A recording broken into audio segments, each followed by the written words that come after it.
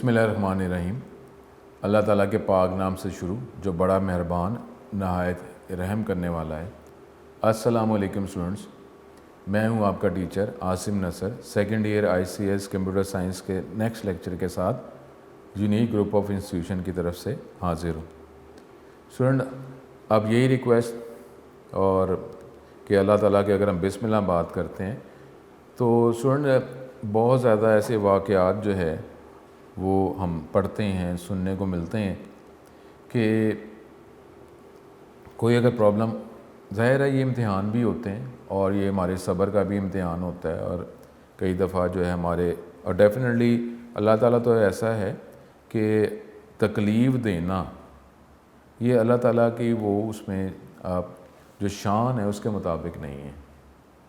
अगर कहा जाता है कि अगर छोटा सा कोई कांटा भी अगर चुभता है, ज़रा सा बारीक सा भी, तो उसके बदले में भी हमारे मर्तबे बुलंद होते हैं और हमारे गुनाह मिटते हैं। बस अब सिर्फ ये वो इम्तिहान है कि ऐसी कोई तकलीफ़ अगर आती है तो हमारे मुंह से क्या अल्फाज निकलते हैं, हमारा बर्ताव क्या होता है। तो अल्लाह ताला जो है ये करम करे तो अब ये इसका भी फ़ायदा ही होता है। हम उसको कहते हैं कि ये तकलीफ़ आ गई है तो मसला हो गया।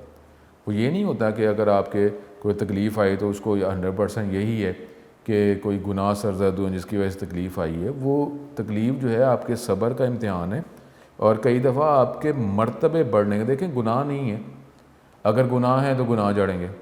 अगर अल्लाह करम करे, अगर गुनाह नहीं है, ऐसा वैसे अल्लाह करम करे कोई ऐसा कोई है भी कि नहीं है तो, लेकिन अगर नहीं है सपोज़, तो फिर जो है मर्तबे भी तो होते हैं ना, वो भी तो बढ़ते हैं। अभी किसी जगह पे आप जाते हैं, किसी इदारे में जाते हैं, जब आप जॉब करेंगे, बिज़नेस करेंगे, उसके भी तो लेवल्स होते हैं ना। कोई किस तरह का बिज़नेस कर रहा है, कोई किस तरह का बिज़नेस कर रहा है।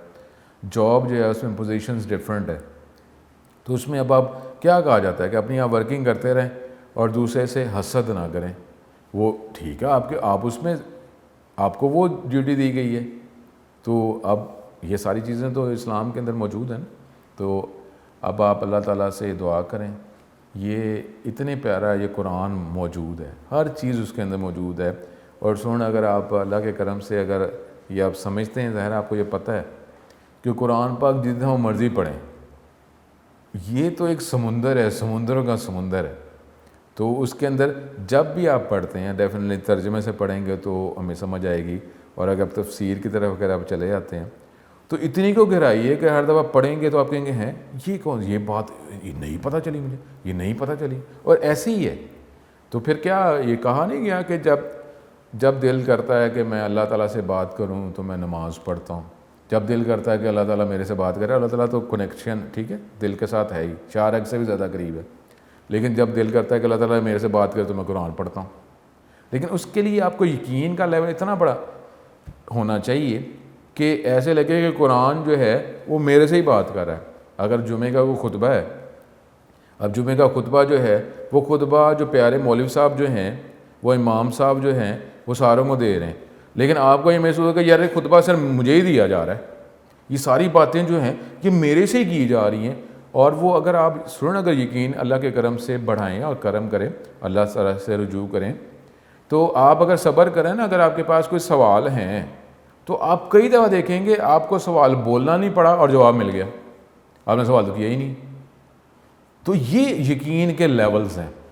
वो जो चुप करके बैठा, सुकून से बैठा, और कोई प्रॉब्लम है तो अल्लाह ताला क्या जानता नहीं है कि इसके भी मसले हैं कोई, तो अल्लाह ताला सॉल्व नहीं करेगा? इंशाल्लाह करेगा। वो बस खामोश रहे, ऐसे जवाब इल्म आएगा। अल्लाह ताला इल्म देना चाहे तो पत्थरों से भी इल्म आ जाता है, अल्लाह ताला देना चाहे तो आप उस पर तवज्जो तो करें ना।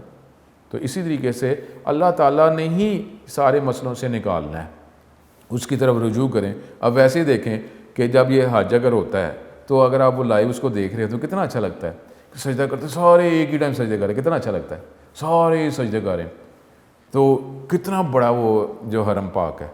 तो अगर आप ये देखें कि अगर जो है ये वैसे अल्लाह करम करे कि जब होता है कि जी 1 मिनट के लिए खामोशी, पूरी कौम रुक जाएगी, ट्रैफिक रुक जाएगी, ये हो जाएगा। तो अगर हम ये ऐसे कोई कर लें कि जी कोई एक टाइम जो है, कम्युनिकेशन कितनी टेक्नोलॉजी बढ़ गई हुई है, एक टाइम हो और उस टाइम पर सारे सजदे करते हैं, तो क्या तो देखें रिलैक्स में देखें, अगर सुकून से अगर देखें, सारे सजदे में गिर गए एक ही वक्त में, हाय हाय।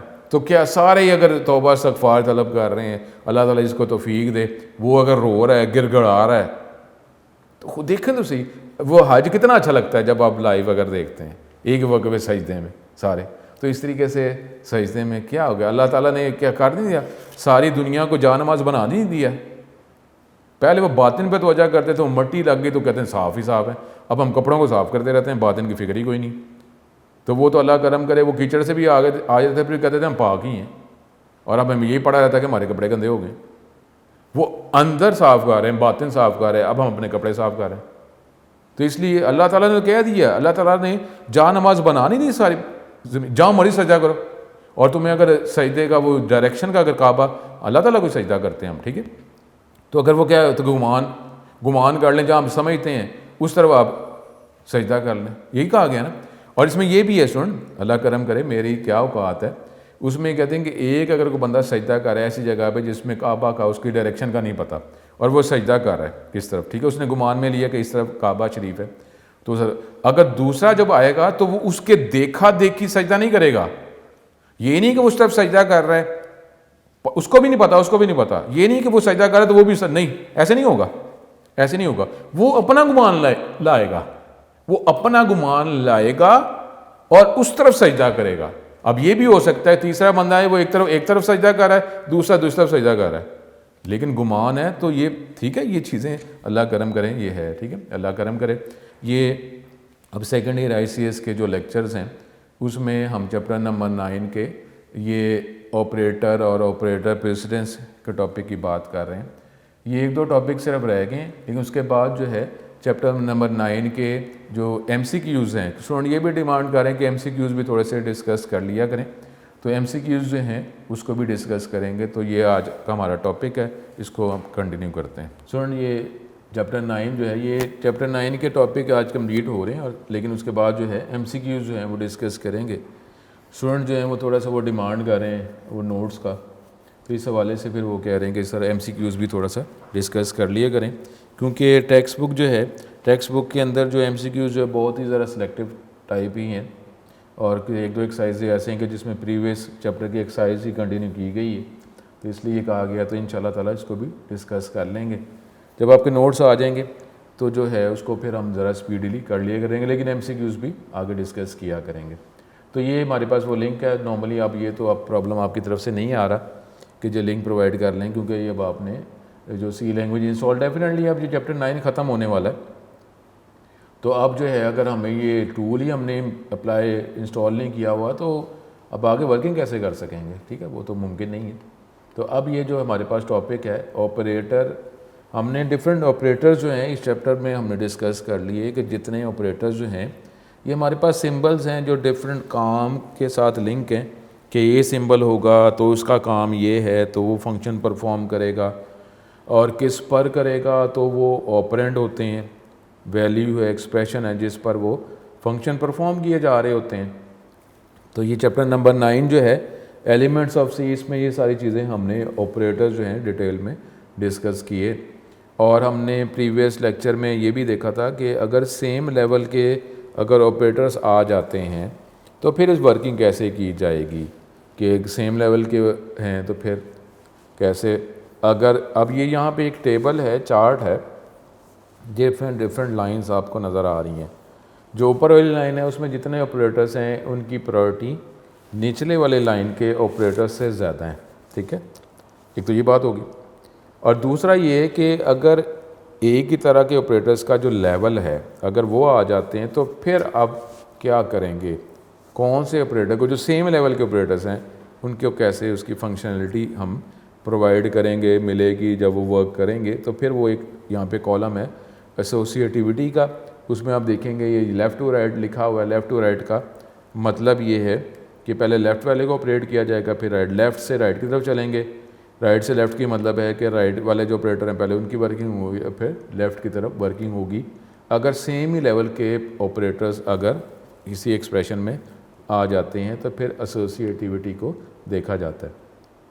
अब स्टूडेंट जो है अगर आप ये ज़हन में रख लें कि हमारे पास जो है ये ऑपरेटर्स का अर्थमेटिक ऑपरेटर फिर हमारे पास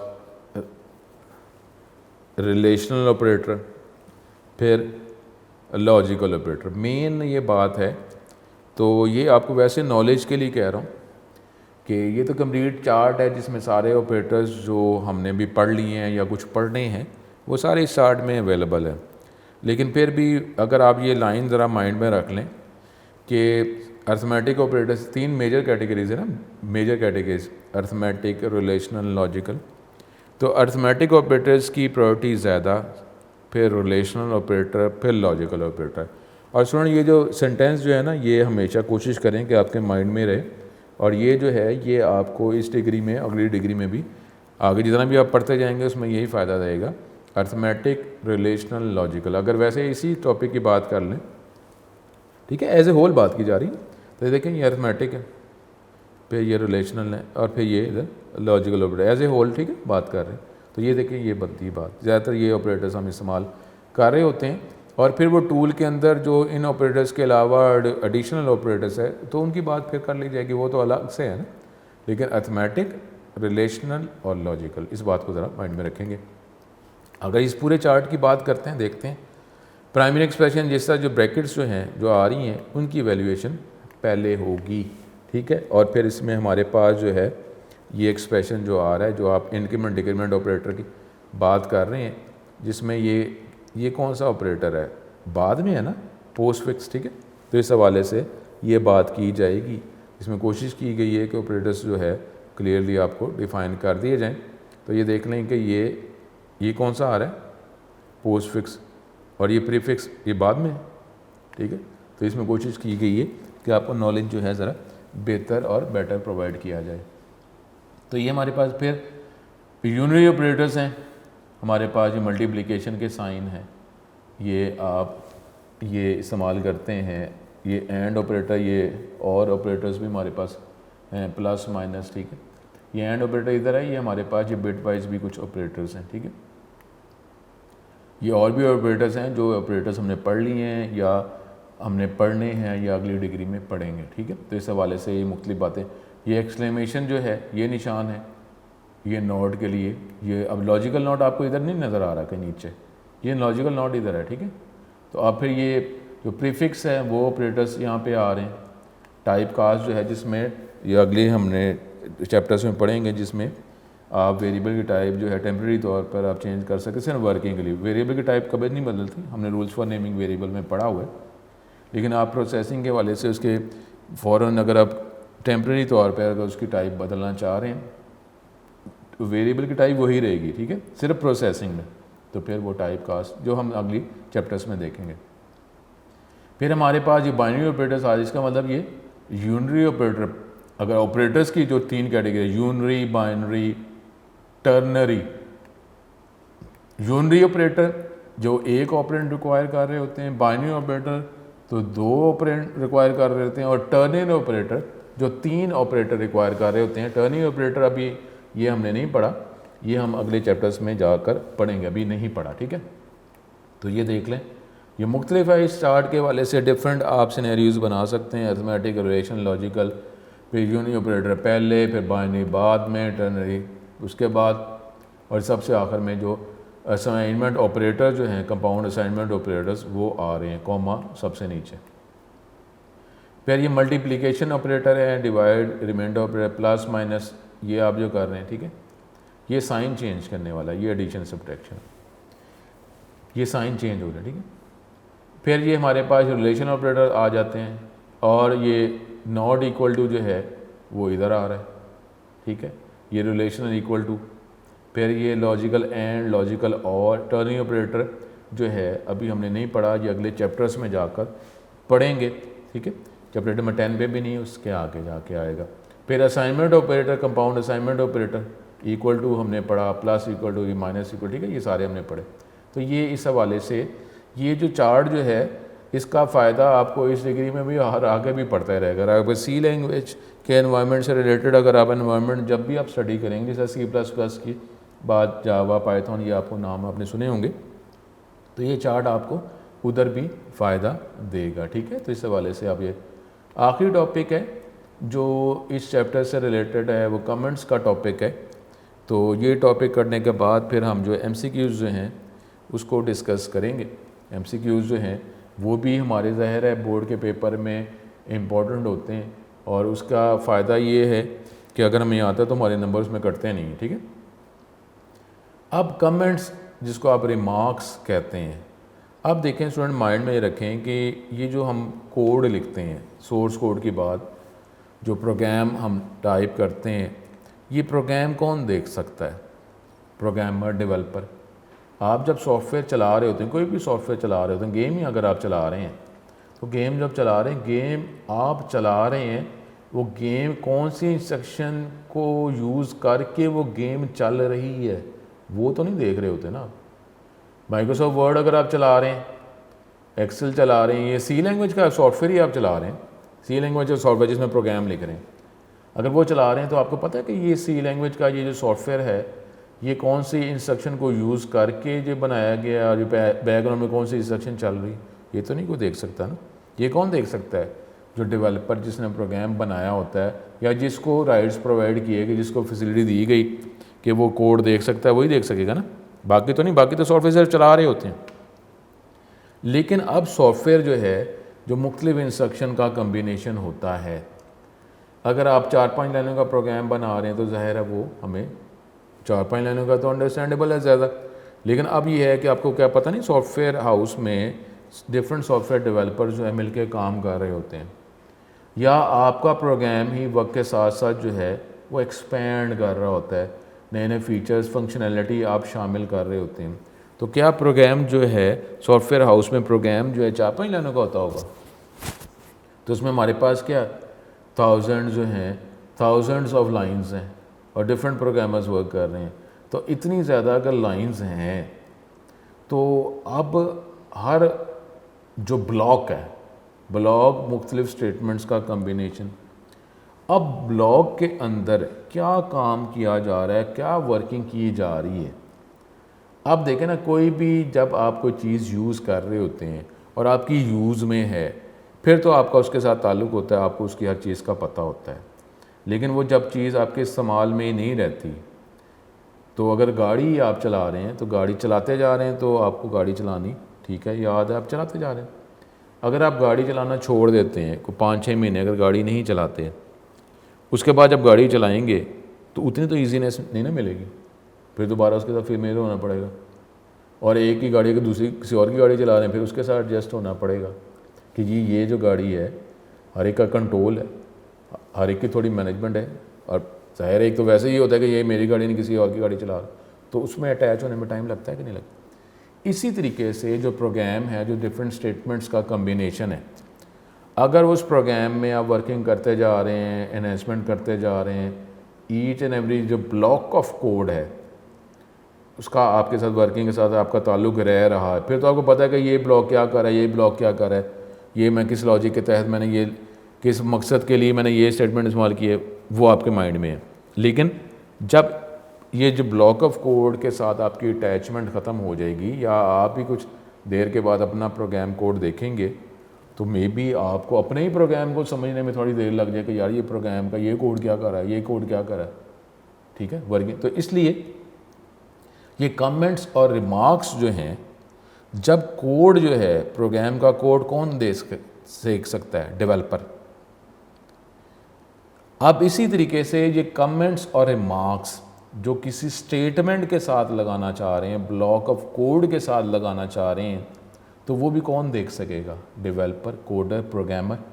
तो इसका मतलब क्या हुआ, ये कमेंट्स और रिमार्क्स जो हैं ये डेवलपर के लिए हैं, जो प्रोग्राम बनाता है उसके लिए हैं कि ये ब्लॉक ऑफ कोड ये काम कर रहा था। जब आप वो कमेंट्स देखेंगे कहेंगे अच्छा ये ब्लॉक ऑफ कोड ये काम कर, अपना ही प्रोग्राम बेशक हो और किसी और का प्रोग्राम अगर उसमें कमेंट्स और रिमार्क्स नहीं है तो फिर हमें उसका कैसे पता चलेगा? प्रोग्राम तो किसी और ने बनाया, आपने बनाया भी नहीं हुआ। तो अब पहले उसको देखेंगे ये ब्लॉक ऑफ कोड का क्या लॉजिक है, किसके लिए ये ब्लॉक इस्तेमाल किया जा रहा है, किस मकसद के लिए ये ब्लॉक इस्तेमाल किया जा रहा है। तो इसलिए कमेंट्स और रिमार्क्स जो हैं वो हमारे लिए हेल्पफुल ही होते हैं, चाहे अपने प्रोग्राम के साथ हम कमेंट्स एंड मार्क्स इम्पोज करें या किसी और के प्रोग्राम की अंडरस्टैंडिंग हम गेट करना चाह रहे हैं, ठीक है। तो ये माइंड में क्लियर करें। अब इन दी C programming language, you can place comments in your source code or that are not executed as part of the program. अब ये जो कमेंट्स रिमार्क्स कैसे लगाए जाते हैं वो भी हम देखते हैं, लेकिन इसको एग्जीक्यूट नहीं किया जाएगा। जो कोड आप लिखेंगे ना, रिमार्क्स है ना, लेकिन रिमार्क्स जो होता है, अगर आप स्टूडेंट की बात करते हैं, स्टूडेंट बाय स्टूडेंट की बात करते हैं, तो एक रिमार्क सेक्शन होता है कि जी रिमार्क्स ने ये इस तरह हुआ, ये कोई भी बातें उसमें लिखी होती हैं। आप इसी तरीके से ये जो रिमार्क्स हम जो ब्लॉक ऑफ कोड किस मकसद के लिए लिखा है उसके लिए आप एडिशनल इंफॉर्मेटिव इंफॉर्मेशन प्रोवाइड कर रहे हैं जो इस प्रोग्राम की लॉजिक अंडरस्टैंडिंग जल्दी गेट करने के लिए मुझे हेल्पफुल होगी। तो इस ये जो आप कमेंट्स लगाएंगे, कंपाइलर या लिंकर जो कोई भी इसका एनवायरनमेंट है उसको ये इन रिमार्क्स को कमेंट्स को एग्जीक्यूट नहीं करेगा, ये नॉन एग्जीक्यूटेबल पोर्शन होगा जो आप रिमार्क्स के तौर पर लिखेंगे। बाकी क्या होता है कि जो आप जो स्टेटमेंट लिखनी है वो उसका सिंटैक्स फॉलो करना है कि नहीं करना, जो फंक्शंस अवेलेबल हैं आप उसी को यूज़ कर सकते हैं, जो ऑपरेटर अवेलेबल हैं उसी को आप लिख सकते हैं। ये माइक्रोसॉफ्ट वर्ड की तरह थोड़ी है कि इसमें एप्लीकेशन लिख दें आप, जो स्टेटमेंट जिस तरह कही गई हैं, जिस कोड के तहत, जिस रूल के तहत कही गई वही लिखनी है। लेकिन रिमार्क्स जो हैं वो आप अंडरस्टैंडिंग इम्प्रूव करने के लिए लिख रहे हैं, तो इसकी स्टेटमेंट जो भी होंगी उसको एग्जीक्यूट नहीं किया जाएगा। ठीक है। The compiler ignore comments and does not include them in the executable program. जब प्रोग्राम को वो जो कंपाइल करना है, फिर लिंक करना है, वो इसको एक्जी फाइल, एग्जीक्यूटेबल फाइल बननी है, उसके अंदर ये कोड शामिल नहीं होगा। अब इसी वजह से that is why the comments do not affect the size of executable program. जो एग्जीक्यूटेबल फाइल है, ज़ाहिर एक फ़ाइल है ना जो हार्ड डिस्क पे सेव होगी, उसके अंदर ये जो कमेंट्स, जितनी भी लाइनों का आप कमेंट्स रिमार्क्स लिखेंगे वो उसके अंदर शामिल नहीं होगा। प्रोग्राम का जो नंबर ऑफ़ बाइट्स हैं ये कमेंट्स रिमार्क्स के हवाले से जो एग्जीक्यूटेबल फाइल है उसके बाइट्स इंक्रीज़ नहीं होंगे, उसका साइज़ इंक्रीज़ नहीं होता। Comments provide clarity to the source C source program allowing others, और ये आप खुद भी आफ्टर सम टाइम, डेवलपर की बात की जा रही है, others to better understand what the code was intended to accomplish, कि ये ब्लॉक ऑफ कोड है वो कौन सा काम पूरा करने के लिए आपने ये लिखा है, and greatly helping in debugging the code. तो इस तरीके से जब आपको पता चल जाएगा ये ब्लॉक ऑफ कोड इस मकसद के लिए लिखा गया है, तो अगर एरर आता है तो हम एग्जैक्टली उसी ब्लॉक ऑफ कोड की बात करेंगे ना, उधर ही जाएंगे, यार ये एरर जो है इसी ब्लॉक ऑफ कोड के साथ ताल्लुक होगा ना, तो उसी को देखूँ बजाय इसके मैं पूरे सोर्स कोड को देखना शुरू कर दूँ। Comments are especially important in large projects containing hundreds or thousands of lines of source code, or in projects in which many developers contributors are working on the source code। ठीक है, तो ये important है। अभी तो ज़ाहिर है इस डिग्री में आपको तो इतना स्ट्रेस नहीं दिया जा रहा कि जी स्ट्रेस जो है फ़ायदा ही होता है। स्ट्रेस का मतलब है कि ऐसे कोई ज़बरदस्ती तो नहीं की जा रही, लेकिन मतलब ये है कि इससे आपकी एजुकेशन ही बेटर होती है।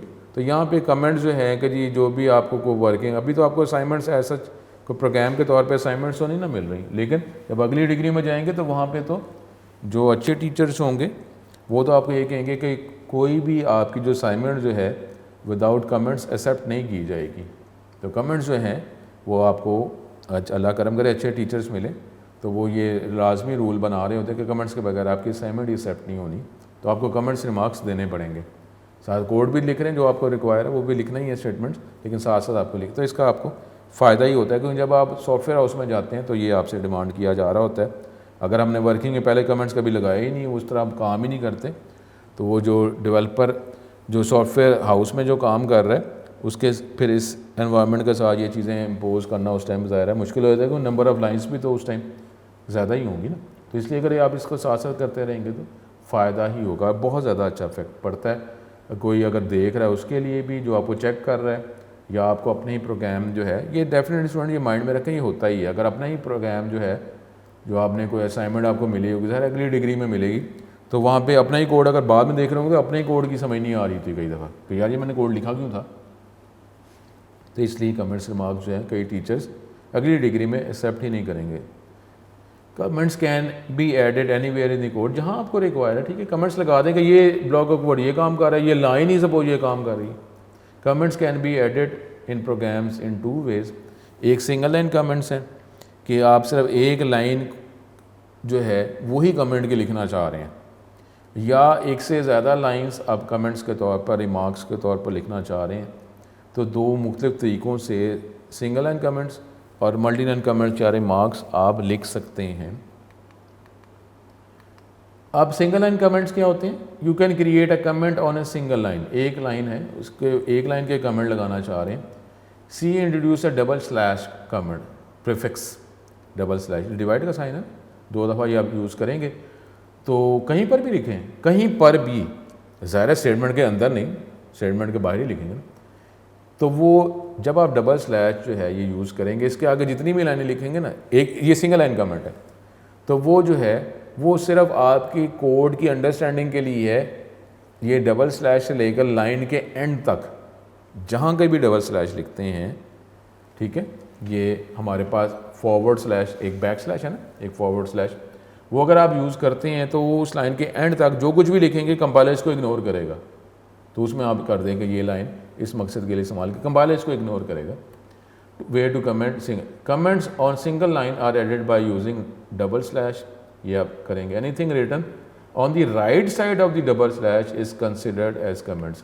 तो राइट साइड पे जो कुछ भी लिखेंगे वो कमेंट्स होंगे, इसको कंपाइल फिर लिंक एग्जीक्यूटेबल फाइल का पार्ट नहीं बनाया जाएगा।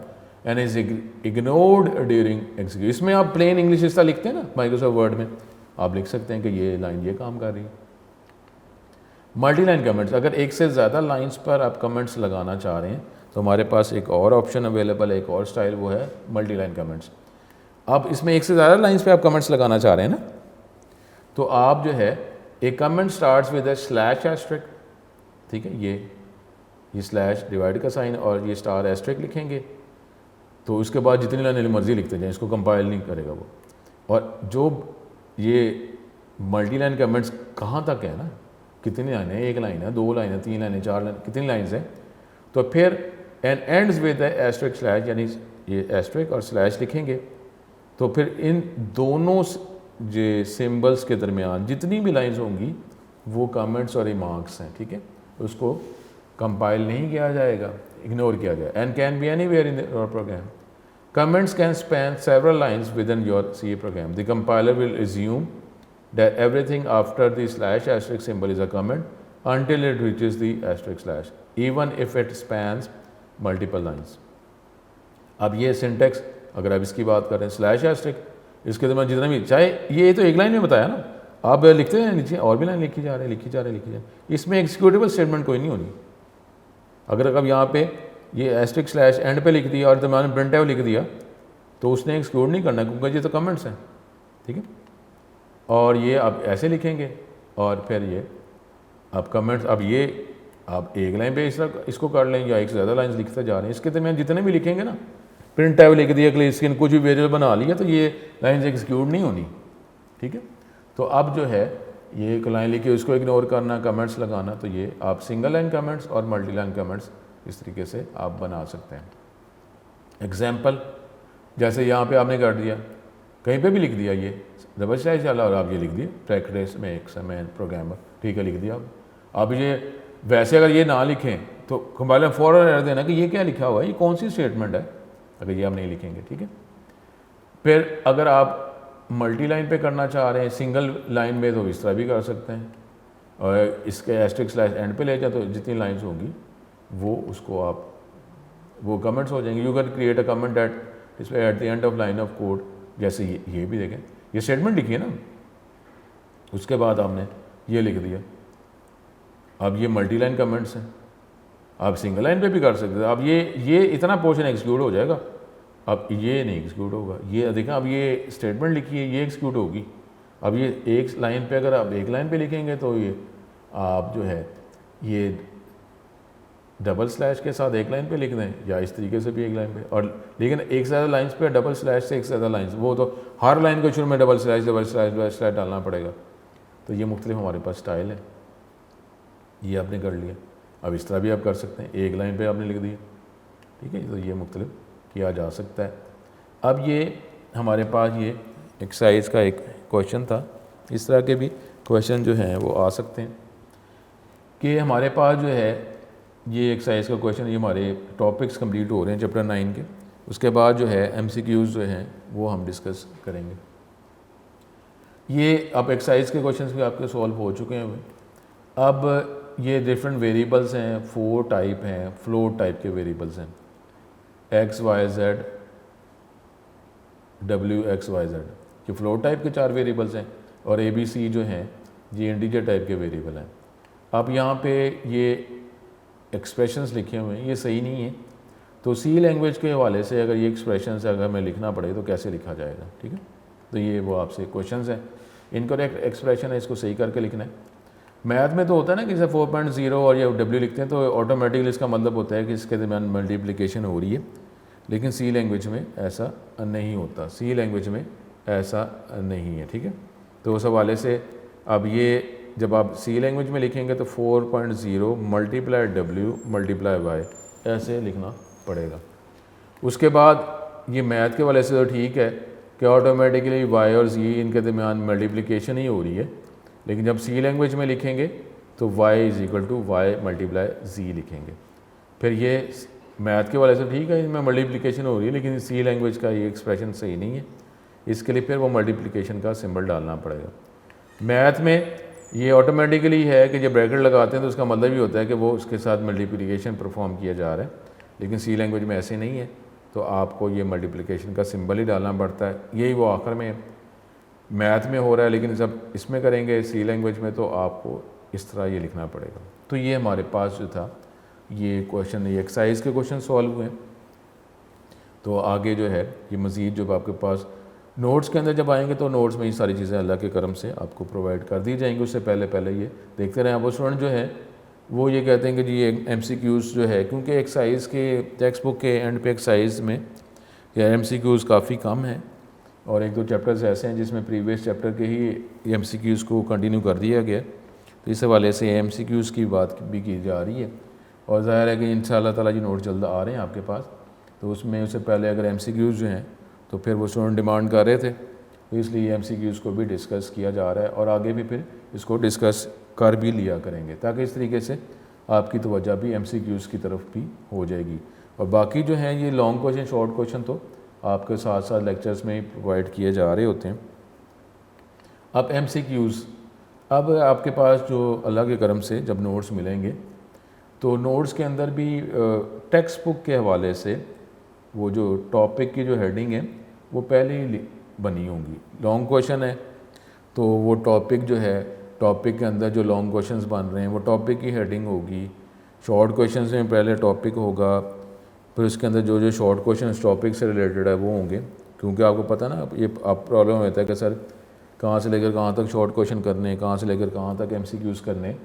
तो इंशाल्लाह ताला इसको इस नोट्स में सॉल्व किया गया है, तो वो आपको नोट्स मिल जाएंगे। अब MCQs जो हैं तो इसी तरीके से, तो ये इसमें MCQs जो हैं जो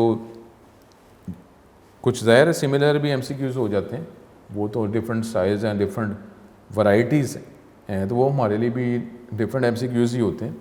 लेकिन अब इसके अंदर जो MCQs जो हैं वो जिस पर आपने तवज्जो करनी ही करनी, तो वो है ये नोट्स में भी होंगे, और इसके अलावा भी कुछ MCQs ज़्यादा हो सकते हैं। तो अब ये जो MCQs हैं उसमें पहले ऐसा हेडिंग होगी। देखिए चैप्टर 9 जो है उसमें पहला टॉपिक क्या है, आइडेंटिफायर का ही है ना, पहले ओवरव्यू है ना, फिर आइडेंटिफायर है। तो आइडेंटिफायर से रिलेटेड अब ये MCQs आ रहे हैं, तो इसका आपको फ़ायदा, यानी आपका टॉपिक अगर टेस्ट में आइडेंटिफायर का है तो इसका मतलब है ये MCQs के अंदर भी आइडेंटिफायर की हेडिंग के नीचे ही MCQs होने हैं।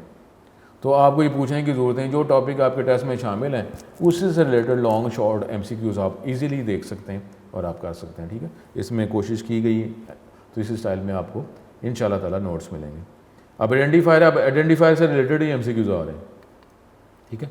अब ये देखें हमारे पास जो है कि ये आइडेंटिफायर जो है इसमें कौन सा जो ये 4 ऑप्शंस हैं, कौन सा आइडेंटिफायर जो है वो वैलिड नहीं है। आइडेंटिफायर क्या होता है, नाम होता है जो किसी भी इंटीजर वेरिएबल लेबल फंक्शन को आइडेंटिफाई करने के लिए इस्तेमाल किया जाता है। तो यहाँ पे तो ये हम सपोज ही कर लेंगे ये वेरिएबल की ही बात कर रहे हैं, ये आगे बोर्ड का भी कुछ बता रहे हैं। अब ये 4 ऑप्शंस हैं कि अब इसमें से कौन सा वैलिड आइडेंटिफायर नहीं है, ठीक है, इस पर तवज्जो करनी है। MCQ जो अटैम्प्ट करने की आपको बात बताई है या नहीं बताई, आपको पता होगा कि जब ये MCQ आता है, अगर तो आपके पास 100% एक्यूरेट नॉलेज है तो आप जो है, अगर इसमें तो देखें, ये जो MCQ है इसमें तो देखना पड़ेगा ना कि 4 में से कौन सा नहीं है, तो आपको चारों को देखना पड़ेगा, ठीक है। लेकिन अब उसमें होता है कि अगर देखें ना, ये इसी की बात करते हैं, अगर ये MCQ आया कि फॉलोइंग 4 में से कोई वैलिड आइडेंटिफायर नहीं है, नाम कोई सही नहीं है, तो अब आप पहले ए पढ़ेंगे नॉर्मली, तो ए पढ़ के ही अगर आ गया, आपके पास नॉलेज है, तो आप कहेंगे रिटर्न, ओहो रिटर्न तो नहीं हो सकता ना, क्योंकि ये तो हमारे पास मे बी कोई रिजर्व वर्ड्स है। अब रिजर्व वर्ड है तो आइडेंटिफायर हो नहीं सकता, तो अब आपको यही आंसर अगर है तो आगे देखने की ज़रूरत है। जब आप कंफर्म हैं, ये होता है कि MCQ अगर आपका कंप्लीट नॉलेज है तो या तो कई दफ़ा क्वेश्चन, अभी इस सिचुएशन में तो ऐसा नहीं है, कई दफ़ा होता है क्वेश्चन पढ़ने से ही हमें आ रहा आंसर माइंड में आ जाता है, अभी तो ऑप्शन पढ़ी ही नहीं है हमने, वो तो सबसे बेटर है। उसके बाद क्या होता है कि इस तरह के क्वेश्चन में, अगर इसी क्वेश्चन की बात करते हैं कि वैलिड आइडेंटिफायर नहीं है, आपने पहली ऑप्शन पढ़ी और आपके पास इसी का नॉलेज है, ओ यार ये तो रिजर्व वर्ड है, तो ये नहीं हो सकता। अब मज़ीद आगे टेक्निकली मुझे देखने की ज़रूरत नहीं है, वो ठीक है, मैं चेक कर लूँ, डबल चेक कर लूँ कि यार ये तो नहीं है, कहीं ये तो नहीं है, लेकिन आप कह चुके हैं कि यार रिटर्न जो है रिजर्व वर्ड है, ये तो हो नहीं सकता, आंसर मेरे पास आ गया हो, वो तो डबल चेक के लिए आगे देखूंगा, तो ये तो बेटर नॉलेज है, ठीक है। बाकी जो है अगर नहीं आ रहा तो फिर आप ऑप्शंस देखते हैं, और अगर फिर भी पता चल रहा है ठीक है, और अगर फिर भी समझ नहीं आ रहा होता तो फिर क्या होता है, फिर ये तरीका होता है जो मैक्सिमम क्रिटिकल होता है। वो क्या होता है, क्वेश्चन पढ़ा, क्वेश्चन आपको नहीं आता, अब आप ये 4 ऑप्शंस हैं, अब आप फिर ये देखें कि यार कौन सी ऑप्शन हो ही नहीं सकती, तो फिर आप कट करी जाएंगे, होता है ना डिवाइड एंड कंकर, डिवाइड एंड रूल। अब आप आता नहीं है आपको, लेकिन आप कहेंगे यार ये चौथा, यार ये तो हो ही नहीं सकता ना, इसको निकाल दो, बाकी कितने बचे 3 पे, अब 3 पे गौर करना ना, फिर आप कहेंगे यार ये नहीं हो सकता, और एंड पे अगर जाएंगे तो 2 हो जाएंगी ऑप्शन, फिर उस पर गौर करें, तो इसका ज़रा गौर करने की ऑप्शंस कम होती जाएंगी ना। ये मैक्सिमम क्रिटिकल की बात है। मैक्सिमम पॉजिटिव जो है वो तो ये क्वेश्चन पढ़ा और क्वेश्चन पढ़ के ही पता चल गया, अभी ऑप्शन पढ़ी ही नहीं है, ठीक है। या इस सिचुएशन में अगर हमें नॉलेज है तो हम कहेंगे ये रिजर्व वर्ड है, ये नहीं हो सकता, तो मैं तो वैसे ही देख रहा हूँ कि हाँ यार ये ठीक है, इसमें आइडेंटिफायर है, ठीक है, ये हो सकता है, तो हमारे पास इसका आंसर क्या हुआ, ए इसका आंसर, ठीक है। इस तरीके से आपको ये, अब जब ये इंशाल्लाह ताला आगे आपको ऐसे ही मिलता रहेगा कि आपके जो भी हम एक्सरसाइज करेंगे, जो भी चैप्टर करेंगे, उसके बाद MCQs जो हैं वो भी डिस्कस आपसे कर लिए जाएंगे, और वक्त के साथ साथ देखते हैं कि क्या ये MCQs जो हैं ये आपके कुछ टॉपिक्स के बाद ही आ जाएंगे। यहाँ पे तो अभी चैप्टर 9 के एंड पे किए जा रहे हैं, चैप्टर 9 के एंड पे किए जा रहे हैं, तो इसको हम देखते हैं, ठीक है। अब हमारे पास, अब इसमें यही बना, और ये बोर्ड में आया कीवर्ड, अब कीवर्ड के टॉपिक के अंदर आपको ये MCQs मिलेंगे, ठीक है। अब कीवर्ड अगर आपके टेस्ट में आया, इसका मतलब है इसके MCQs ही करने हैं ना हमने। अब व्हाट इज़ द नेम, अच्छा, what is the name for a word that has a special meaning in C language, ये कौन सा है वो लफ्ज़ है जिसका नाम जो है उसका वो स्पेशल मीनिंग होता है सी लैंग्वेज में। अब आप देखें, अगर आपको ये टॉपिक पता है तो क्या आप कहेंगे, सर जो कीवर्ड ही है जिसका स्पेशल मीनिंग है, हम नाम ही नहीं रख सकते, आइडेंटिफायर का नाम ही नहीं हो, तो कीवर्ड, ये तो मुझे पता चल गया ना, तो बेटर तो ये है मेरे पास इतना नॉलेज है कि मैं वो क्वेश्चन पढ़ के ही मुझे पता चल जाए। तो अब ये कीवर्ड्स, कमांड्स, ऑपरेंड्स, ऑपरेटर, तो क्या जवाब है, कीवर्ड, ठीक है। तो हमारे पास इस तरीके से ये MCQs जो हैं वो अब टॉपिक वाइज आते जाएंगे, और आपको कोई किसी भी किस्म का प्रॉब्लम नहीं होना कि जी कौन सा टॉपिक जो हमारे टेस्ट में शामिल है तो उसके सारे MCQs कौन से आने, वो टॉपिक्स हैं, वो टॉपिक ऊपर देखें और उसके हवाले से आप उसको करते जाएँ, ठीक है। तो इस हवाले से आप ये कवर करते रहेंगे। अब नेक्स्ट लेक्चर के अंदर भी ये MCQs जो हैं वो हम उसको ही कवर करेंगे, ठीक है। तो ये इस पर तवज्जो करते रहें, और इंशाल्लाह ताला जो है बहुत यूनिक ग्रुप ऑफ इंस्टीट्यूशन आपके लिए बहुत अच्छे तरीके से कोशिश करता है कि आपको लेक्चर्स अच्छे से अच्छे ही मिले, ताकि अगर वो कन्वेंशनल क्लासरूम में नहीं है तो ऑनलाइन में ही आपको ये सारी फैसिलिटीज़ मिल जाएँ और आपको ऐसे लगे कि हमारी इन्वॉल्वमेंट जो है वो उतनी ही है जितनी कन्वेंशनल क्लासरूम पे। दोबारा नेक्स्ट लेक्चर में आपसे दोबारा MCQs के टॉपिक से ही दोबारा मुलाकात होगी। अस्सलाम वालेकुम।